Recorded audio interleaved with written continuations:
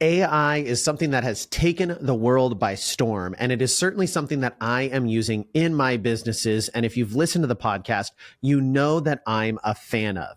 But AI can also lead you down a path of mistakes within your business or just make you look downright stupid. So we are going to be diving into those things today and how you can avoid them.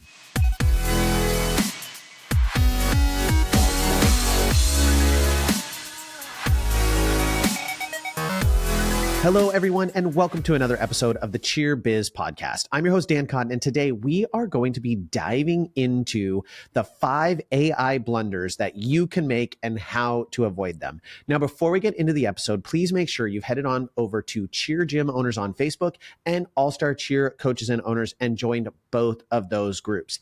And if you're interested in learning how to join the Academy, head on over to nextgenowners.com where you can book a call with my team to get coached by one of our gym owners who can help you grow your gym and turn it into the business of your dreams.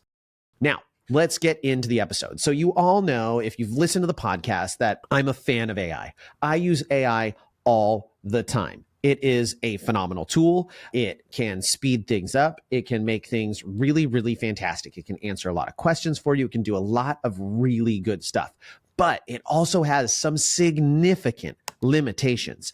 And if you've been using AI at all, you've probably encountered some of these frustrations.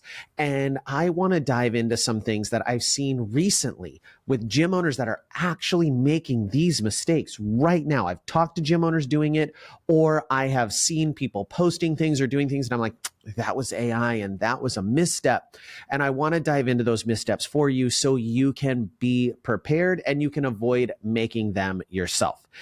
The number one most important thing that I have seen recently, very recently, and I did not know this was actually a thing until just now, is not even truly an AI. It's more of an automation than it is actually an AI. It was really one of the first kind of automations that people started using, and that is using auto email responders. This is an automated email response that when someone sends you an email, they immediately get an email reply.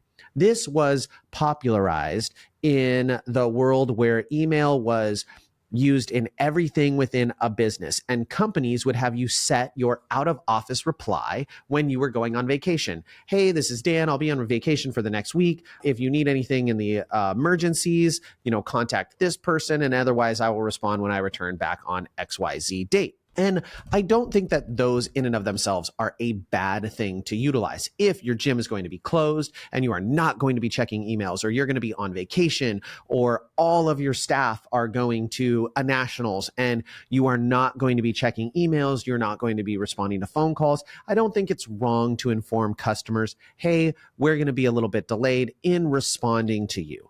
But we actually sent out a large batch of emails letting people know about our summer conference in 2026 and how they could get registered. And we got over 50 email autoresponders back from gyms around the US, Canada, Australia. And some of them were like, hey, we're out of the office for X, Y, and Z event. We'll respond when we return. But so many of them were in regard to saying something like, hey, we don't check our emails very often, so, bear with us. We'll get back to you eventually. And that was it. Or, hey, we know you're interested in our program, but I only check this email every couple weeks, so email this person instead. While I think that is somewhat okay, having those autoresponders that say, hey, if you are interested in our programming, just know it's going to take us a while. This isn't really important for us to check, is just not my preferred methodology. Most people know that when they send an email, it can take around 24 hours to get a response. And if you want to have a weekend autoresponder, that's fine. But also you can actually hire someone, or you can use AI to check your emails and let you know when important emails come in that you need to respond to on your weekends. You could trigger it to start on a Friday night where it's checking your inbox and it's letting you know of every morning. it's like, hey, you've got these 3 emails that you just need to check into. So on Saturday and Sunday, you just really quickly look at that update and then you go, okay, I do want to respond to that because I want that enrollment. But having those autoresponders can be really off-putting. I even saw one that honestly, I've never seen anything like this in an autoresponder before, but it said something that said, if you believe that you have been injured, victimized, or harmed by one of our employees, please contact this number. And I don't know if it was a legal requirement due to something that occurred or due to the state that they were in. I've never seen anything like it. It's certainly not something that I would want just going out as a cold email, but use those autoresponders sparingly. I've been in business for 15 years. I've not turned one on. When I go on vacation, I just have someone check my emails for me and respond to things I need to check. Or this is me. This is probably boundaries. I check my emails on vacation. I know it's weird. I kind of enjoy it. Like I wake up, I have my coffee and I sort through the emails. I see what's going on, and then I task my people with what they need to be doing and take care of. So it doesn't really bug me when I'm on vacation. Like even when Tori and I go to like Jamaica or something fun, like I like to stay busy. The ability for me to just completely unplug is like not there. I'm actually more miserable when I'm completely unplugged and do nothing.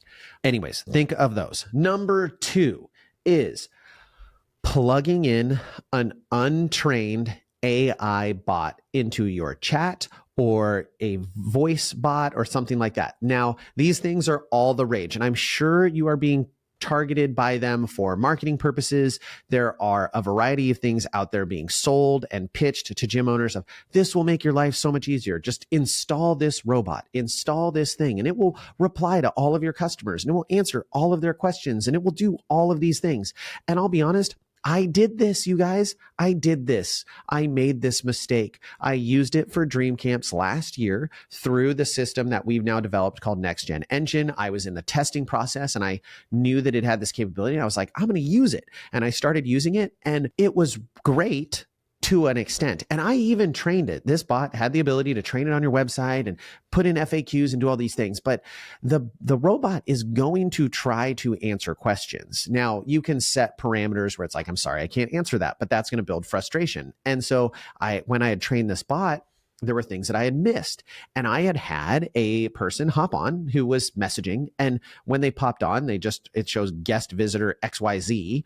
And guest visitor XYZ was like, hey, my child has medical conditions and requires daily injections. Is that something your staff can help with? And the robot said, absolutely. All of our staff are highly trained in medical procedures. And I'm seeing this and I'm like, wait, no. Because we're not. We have basic medical training. I can tape an ankle. We can give you ice. We can get them to a medical professional, but we are not providing injections on a daily basis. That is not what we do. We are not nurses. We are cheer coaches. And so that was just one of those things where this robot kind of took over and was trying to do its job, but it was doing it very poorly and giving bad information. What happens when you have these AI bots acting on your behalf is they only know what they know.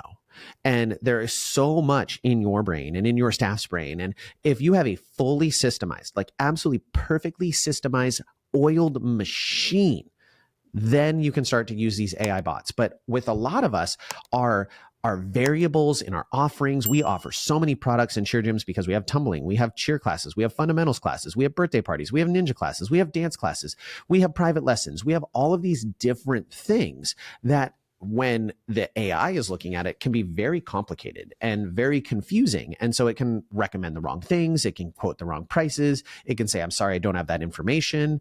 And it can lead to more friction than simply having a delay on feedback. Like, yes, people really like instant feedback, but I would prefer as a customer quality feedback versus instant feedback. I would rather not hear from you right away than hear from you really, really fast and have it be bad information.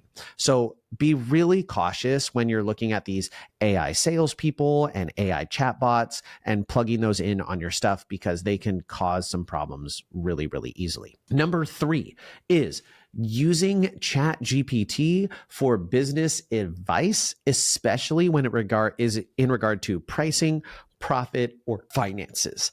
I have really tried to test it, and to be completely honest, it gives pretty bad advice. I'm not even going to give it the like decent-ish advice. It gives pretty bad advice. It is going to pull from whatever its available data source is, whatever you've fed it, whatever you've told it to research. And what it's not doing is when you go into ChatGPT, unless you have it do deep research and you say, dive into all of this stuff and you give it a ton of information, you say, educate yourself on all of this information. And then after you've educated yourself on all of that information, I then want you to give me advice.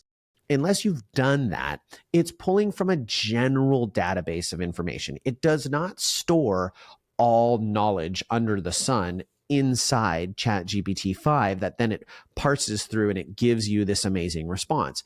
It gives you kind of a surface level of just general knowledge. And that is going to lead you astray in a lot of circumstances. For instance, I talked to a really amazing aspiring gym owner who was like, I'm getting ready to open my gym and I've been using ChatGPT and I've been really like, it has been coaching me through exactly what we need to do and how much we need and how much finances we need to open our gym and all of these things.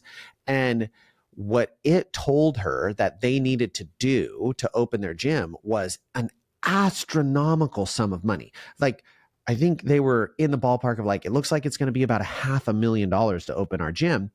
And this is how we can get financing and loans and all of these different things. And then this is the lease that we can take on. And I was like, eek, that is very much concerning to me. I would not recommend that be your path. I would start smaller and not take on a $500,000 loan plus significant rent payment when you have zero customers. Now, ChatGPT is just going to look at it from just building a business plan perspective. And if I'm just using general information and I'm like, okay, well, building a business plan, could you get 150 customers paying X amount of dollars? And could that support X, Y, and Z? And can you get a loan for this and that, and the other thing? Like, yes, I can rationalize it all day long. It doesn't mean it's a smart decision for a cheer gym owner. Knowing the industry, knowing the details, like that is not necessarily a move I would suggest as an experienced gym owner for a brand new gym. But ChatGPT is like, this is the route. Like, you've told me this is what you want to do, so I'm going to tell you the steps that I would recommend as the robot that doesn't have to sign its name on the dotted line of how you would make this thing happen. You've said you want a gym of this size with this much equipment, so this is what it would generally cost, and this is ways you could get funding. And yeah, that sounds like a good idea, but be careful. And it'll always have those little caveats of like, be careful. Additionally, like when I was writing Charge What You're Worth, I used ChatGPT. Now, granted, it was an earlier version to like vet some of my ideas. I really didn't use it. I actually went completely away from using it for the book at all, beyond just like a few little like deep research things where I was like, hey, research different methodologies for defining a client avatar. That was something I used ChatGPT for because I had it do some deep research on things, which was very helpful for me, like categorizing my thoughts. But other than that, when anything I had to do with money, with pricing, with numbers, it epically failed at it. Like, it was really bad. It got it wrong all the time. And then as an aside, even from a finance perspective, I, at one point in time, uploaded my family budget. I said, I took all of our monthly spending for 6 months and I uploaded it. And I was like, hey, point out to me trends and things that you see going on. And it was horrible. It was like, oh, you're doing great. Like it just missed everything. And then I was like, give me a balanced budget with X, Y, and Z. It gave me a spreadsheet with a whole bunch of zeros in it. Like, it doesn't actually execute everything perfectly at all. And it will tell you it did. It will go, oh yeah, here, you're done. And if you don't vet it, if you don't check it, then you end up looking bad, which brings me to my next thing, my number 4, which is not reviewing what it tells you. So copy and pasting AI text or copy and pasting an AI spreadsheet or something that ChatGPT or another AI builds for you without actually looking into that more in detail. So what can happen is you may not notice, but you will be interacting with ChatGPT. And first off, just copy and pasting ChatGPT text is an error in my opinion, because we now all have seen it enough where we can read it. We can tell when it's AI and we can tell it's not you, and people don't necessarily love that. So change it. Like there are things that you can see in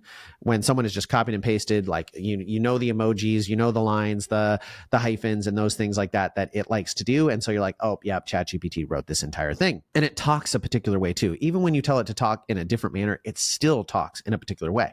So you want to be cautious about just carte blanche copy and pasting things over. You want to edit them and you want to read them for accuracy, because it may talk to you while it is giving you information. Like it may be like 2 paragraphs in, and then it's like, this is why it's really important for you to implement this in your business, Dan, because da da da da da.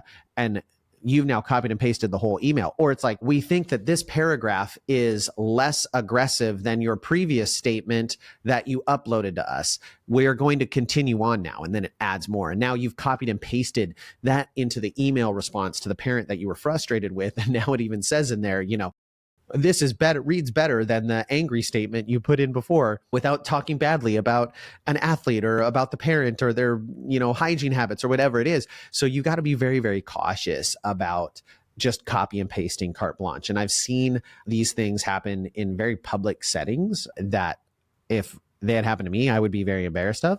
So you just want to make sure that you're really doing your due diligence. And then this last one really leans into that same concept. This is the number 5, but it's not the same as just copy and pasting text, but it is trusting anything that it tells you as factual without going and actually verifying that fact. So one of the things that AI does is it hallucinates, and that's what it's called, is hallucinations. And so what it will do is it will make up information. It will completely make up information. Now they're working on trying to get this to happen less. And if you are ever reading ChatGPT 5 hallucinates less than ChatGPT 4 did. The new Gemini model seems to not hallucinate very much at all, but they still do have hallucinations where you might go to it and you might say, what is the best selling iPhone ever to be created? And then it will come up with these phones that never existed, and it will just make them up because it's having some sort of random hallucination. I don't know why it does it. I just know that it does do it. And I've had it happen to me where I've had it give me pieces of information and say, oh, well, this is the fact of the matter. And then you look at it and you're like, where did you get this information? And it's like, well, we pull from all available information and then create our own theory. And then you're like, okay, but that's not actually real. Like, here is the information that refutes that. And it's like, oh, you're right. My bad. I'm so sorry. I made that mistake. I shouldn't have done that. I'll make sure to only move forward with verified data. And then it'll do the same darn thing. You can get into this redundant loop of ChatGPT hallucinating and giving you really weird information. At that point in time, it's like time to start a new chat, because when you start a new chat, you're basically starting a new memory, unless it's within a folder. You're kind of resetting the system to some extent. So you want to make sure that you're really taking the time to do your due diligence. So when you go to this and you use it to be your business coach, or you use it to function and do all of these advanced things for you without really knowing anything about you, you're going to get crummy results. And these will lead to significant blunders within your business. So I want you to be really cautious about how you use AI. I do want you to use AI. I absolutely do. I just want you to be cautious about how you're implementing it and how much you're trusting it, so you're not being led astray and end up looking silly in the end. All right, everyone, I hope you've enjoyed the episode. I have had a great time recording all of this content for you this last year. I'm going to be recording a bunch more episodes for the month of December. Please share this with anyone who loves it. And if you guys have feedback, if there's episodes you would like to hear, if there are things you would like to learn more about, please let me know. Reach out to my team. You can review, or you can send me an email at dan@nextgenowners.com. And we're always looking for amazing guests to come on and chat with me about their businesses and how they've grown them. All right, everyone, thank you for listening. And with that, we will catch you on the next episode.